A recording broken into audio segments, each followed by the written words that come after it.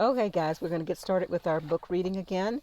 As a reminder, we're reading from Gods of the Bible, and we're almost done with the chapter number 8, The Birth of Monotheism. We covered in the beginning was polytheism, when Moses met Yahweh for the first time. And now we're going to discuss subtopic number 4, Moses speaks of Yahweh. So let's get started.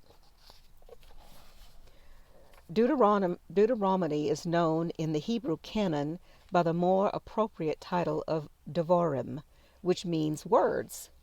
It contains a series of sermons attributed to Moses in which he celebrates the importance of the laws, his passion for choosing the covenant with the Elohim, and his joy at the gift of the promised land. The book highlights the historical premises that justify the pact, lists the obligations that make up its content, and finally states the point or negative consequences of compliance or non-compliance with its rules. The entire structure of the book is based on the models of treaties, of alliances concluded between lords and their vassals. In his speeches, Moses repeatedly refers to the Elohim in a way that often contradicts monotheism. Let us look at some of the most relevant passages. Okay, this is Deuteronomy 6:14. Moses addresses the people with a direct command. Now, again, we're reading the original Hebrew with the English translation underneath it. Not you will walk behind Elohim other, among Elohim of the peoples that around you. This is an explicit statement, not subject to interpretation, declaring the existence of the Elohim who rule over the surrounding peoples.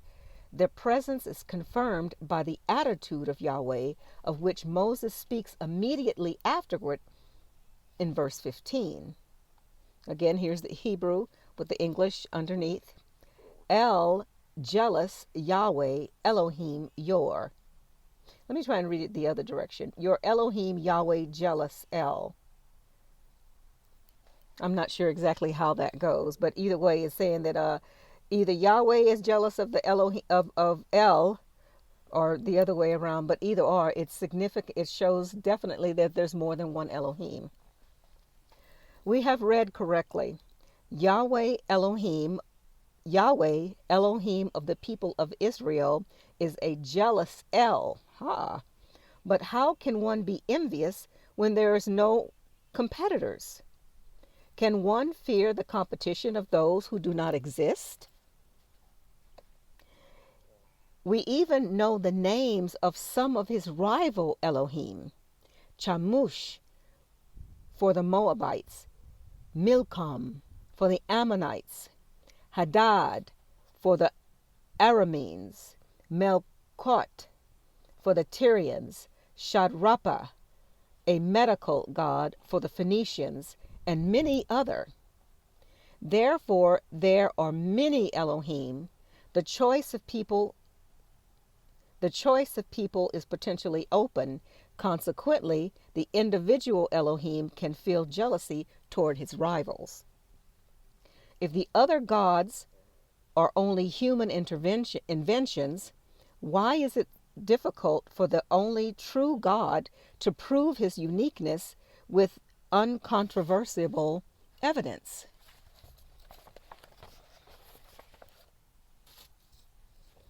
Why is he jealous? You can only be jealous if there are rivals. At any rate, we can be sure of one thing. This feeling of Yahweh represents a natural, concrete, and deeply felt jealousy, and its consequences are dramatic. Betrayal is by death. Deuteronomy 7:16. The command to serve Yahweh exclusively is repeated in Deuteronomy 7. And this is Deuteronomy 7:16. Again, you must destroy all the peoples Yahweh your Elohim gives over to you. Do not look on them with pity, and do not serve their gods. Wow. So we are dealing with a God who would have a disturbing conception of his relationship with humanity if he were the only and universal one. He chooses one people and then forces them to destroy all other people who stand in the way of achieving his goals. Fortunately, we know Yahweh was not the one and only God, but just a minor local ruler. His insignificance and weakness caused him to issue cruel orders, as we shall see. The need to maintain his power was more important than any other concern. Deuteronomy 13:7. Moses describes some hypothetical situations, providing guidelines for behavior and should these situations actually occur. Now this is Deuteronomy 13:7 through 11. If your very own brother or your son or daughter or the wife you love or your closest friend secretly entices you, saying, "Let us go worship the other gods, gods that neither you nor your ancestors have known, gods of the peoples around you, whether near or far, from one end of the land to the other, do not yield to them or listen to them. Show them no pity. Do not spare them or shield them. You must certainly put them to death. Your hand must be the first in putting them to death, and then the hands of all the people." Wow. What a wonderful, loving God. A God who is jealous, vindictive, just hateful. Wow. Okay, let me continue. The next one is Deuteronomy 13, chapter 13, verses 13 through 17. If you hear that in a city evil men are out there who have seduced the inhabitants by saying, "Let us go and serve other gods," you shall investigate, examine, interrogate carefully, and if it is certain, you shall pass the city's residents with the edge of the sword, even its livestock. You shall burn the whole city. Yeah, Yahweh ain't playing. He's really jealous. Wow. Very possessive God, is he not? The fear of the Elohim Yahweh of being abandoned by his followers was so great that the loyalty had to be maintained at all cost, even with the killing of family members, the extermination of the inhabitants of entire cities, and the terror that ensued. Deuteronomy 32:17. In this passage, Moses accuses the Israelites of arousing Yahweh's jealousy. Again, it's the Hebrew words with the English translation underneath. They make sacrifices to the Shidam, not Eloha. Elohim that not, know they. Knew from near they came. Not they knew fathers your. These lines are particularly rich in information and should be given attention. We're dealing here with another explicit statement about the jealousy arising from betrayal. This time of betrayal is committed in favor of entities even lower in the ranking than the Elohim. These entities are called Shiddim and differ from the Elohim. The term Shiddim, usually translated as demons, is reminiscent of the Assyrian Babylonian Shidu. They were supposed to act as intermediaries between the people and the higher leaders. They were probably lowly guardians, so the cult devoted to them was particularly reprehensible. We also learned that some Elohim only recently appeared on the scene, which means that they are new and almost unknown, and even the patriarchs had no knowledge of them. These Elohim were on the move, roaming the territory in search of people to subjugate and serve. The next topic, number 5, Yahweh speaks of himself. We will deal shortly with the question of Yahweh's name. Here we will merely give some insight into the attitude God takes concerning his alleged uniqueness. In Exodus chapters 19 through 40, Yahweh speaks to Moses on the mountain and gives him a series of commandments, rules, and regulations that form the actual body of law molded after the military covenants. This monumental body of laws finds its basis in the statement of Exodus 6:7, where Yahweh says, I will take you as a people to myself and be an Elohim to you. This choice binds Israel to Yahweh, a member of the Elohim's ranks, by an exclusive bond.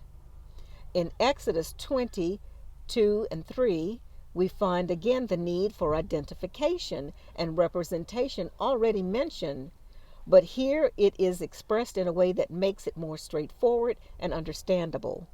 We read, I am Yahweh, your Elohim, who brought you out of Egypt and out of the land of slavery. And then the text continues, again Hebrew to English translation, not will be to you Elohim other over against faces my.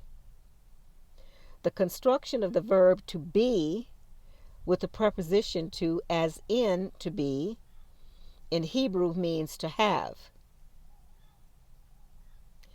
Having identified himself, Yahweh imposes a peremptory obligation to have no other gods above him. The Israelites are not the Israelites are not to represent them or to prostrate themselves before them. We know the reason for this command. Again, Yahweh affirms in Exodus 25, I, Yahweh, Elohim, your El, jealous. Once again, it becomes clear that there are indeed rivals who can arouse Yahweh's jealousy. A real risk is that he tries to avert with a terrible threat. For the sin of the fathers, he will punish their children until the third and fourth generations. This is Exodus 20, verse 5. You shall not bow down to them or worship them, for I, Yahweh, your Elohim, am a jealous El, punishing the children for the sin of the parents to the third and fourth generation of those who hate me. Who are the addressees of such harshness? This threat is directed toward those who hate me, but the verb sana, that traditional translations usually render with the word hate, does not in fact mean exactly hate. If we want to paraphrase this passage, we could say, punishing the children for the sin of the parents to the third and fourth generation of those who don't show an exclusive respect and worship toward me. One did not have to go so far as to hate the Elohim to be punished. It was sufficient to turn away from him and to turn to other gods. The severity of the punishment testifies that the risk of someone betraying due loyalty to Yahweh was real, possible, and probably not infrequent. Having established that Moses does not represent himself as a monotheist, we should say that, strictly speaking, he was not for monolarist either. The monolatry denotes the worship of a single God over others. Still, this definition This definition presupposes belief in the existence of commonly understood deities, whereas if we look at the Bible, we are confronted with a different situation.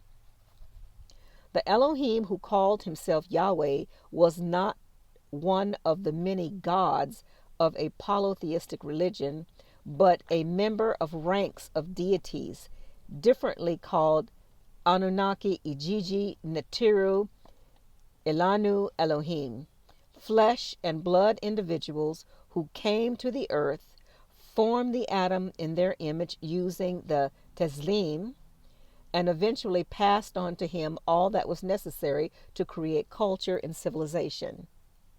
Moses then was neither a monotheist nor a monolorist, but a skillful strategist who made a pact with one of the many local lords of his time. Wow. Let's see how much further we have in this.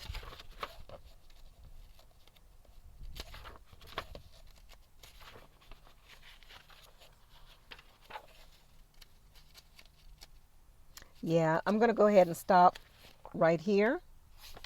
And we'll start again with Joshua's choice. That'll be on page 145. See you next time.